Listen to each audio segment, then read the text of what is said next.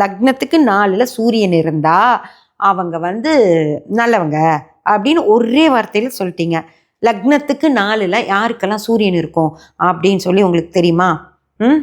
நான் சொல்கிறேன் கேட்டுக்கோங்க. சித்திரை மாதம்.